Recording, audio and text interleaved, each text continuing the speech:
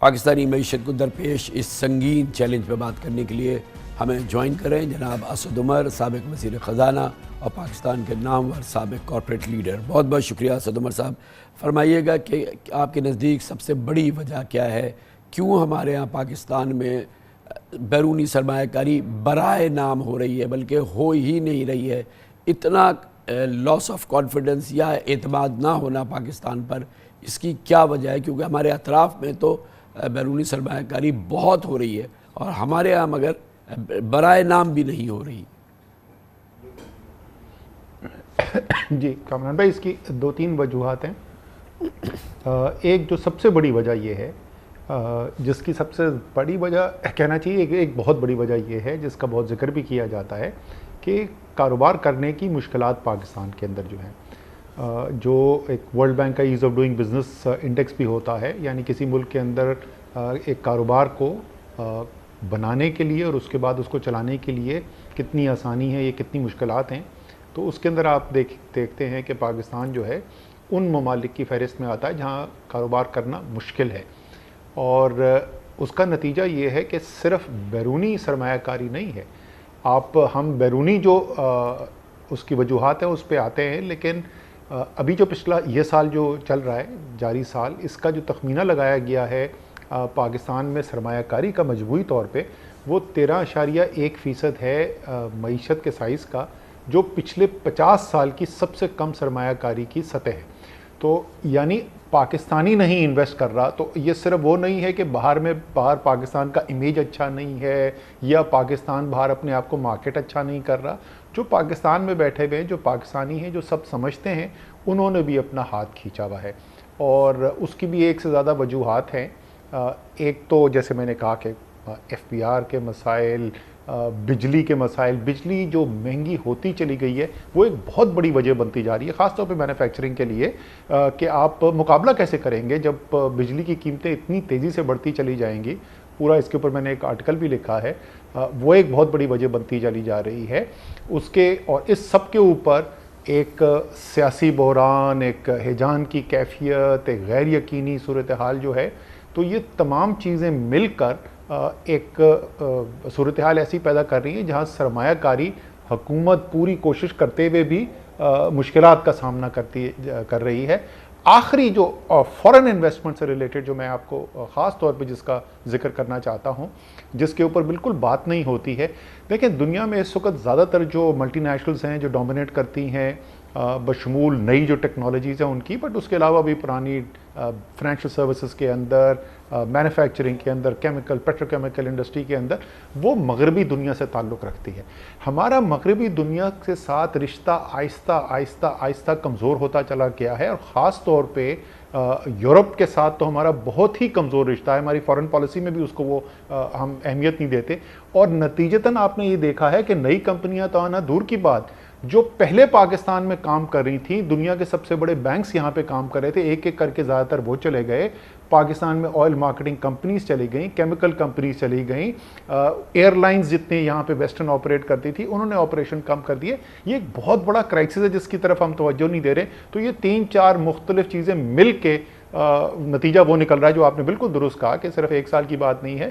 Actually اگر آپ دیکھیں نا کامران بھائی، 2008 کے بعد سے تقریباً 15 سال کا عرصہ ہو گیا ہے کہ پاکستان سٹرگل کر رہا ہے، ہمیں ایف ڈی آئی نہیں مل رہا، اور اس میں اب ہمارے لیے تو ڈبل جیپٹی دگنا مسئلہ ہے کہ جو فریش انویسٹمنٹ آ نہیں رہی اور جو ہمارے ہاں تھی وہ ایگزٹ کر رہی ہے بہت تیزی سے۔ لوگ، آپ نے تمام سیکٹرز کا نام لیا، اس میں فارما سیکٹر بھی ایک بہت امپورٹنٹ سیکٹر ہے، اور اس طرح کی پوری صورتحال کے اندر ہمارے لیے تو بہت ایک بحرانی کیفیت ہے اسد بھائی کہ فورن انویسٹمنٹ آ نہیں رہی اور جو ہے وہ جا رہی ہے۔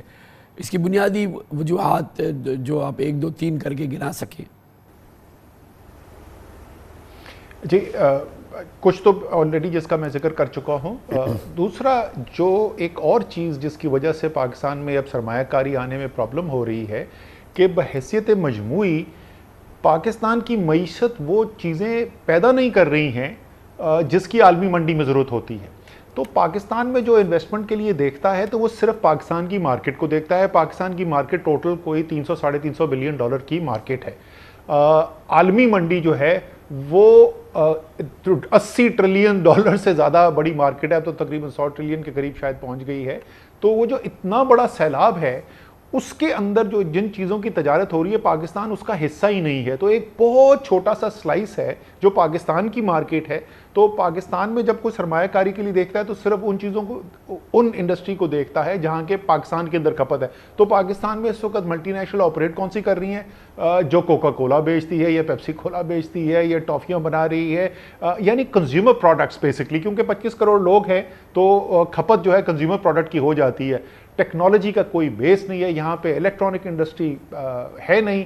تو جب تک آپ معیشت کو مجموعی طور کے اوپر اس نئی دنیا کی جو حقیقت ہے، ایک نالج اکانومی ہے، زیادہ ایک ویلیو ایڈڈ اکانومی ہے دنیا، آپ اس کی طرف نہیں لے کے جائیں گے تو پاکستان کی طرف کوئی کیوں دیکھے گا؟ تو یہ جو ابھی اب کی صورتحال ہے اسد بھائی، اس کو کیسے ہم آنن فانن تو ٹھیک نہیں کر سکتے. ہمارے ساتھ تو مسئلہ یہ ہے کہ جو ہمارے ڈونر دوست ہیں، جو کہ سعودی عربیہ، قطر، UAE، وہ بھی جو ہے وہ ان کی طرف سے پلیجز تو ضرور آتے ہیں، مگر ہم عملی سرمایہ کاری نہیں دیکھتے، جس کی خود وضاحت کی ہے وزیر اعظم صاحب نے کہ ہمارے پاس منصوبے نہیں ہیں. اور اب شاید دنیا وہ ڈونر مینٹیلٹی سے باہر ہے. وہ اب ہم خود بھی کہتے ہیں کہ ہمیں عطیہ نہ دو، ہمارے یہاں سرمایہ کاری کرو. اس کے لیے لگتا یہ ہے کہ ہم بالکل بری طرح سے تیار نہیں ہیں صحیح طرح سے. اور یہی وجہ ہے کہ PIA جیسی چیز جو ہم جب لچکاری کا لے کر آئے تو اس میں بالکل ہمیں بین الاقوامی دلچسپی نظر نہیں آئی.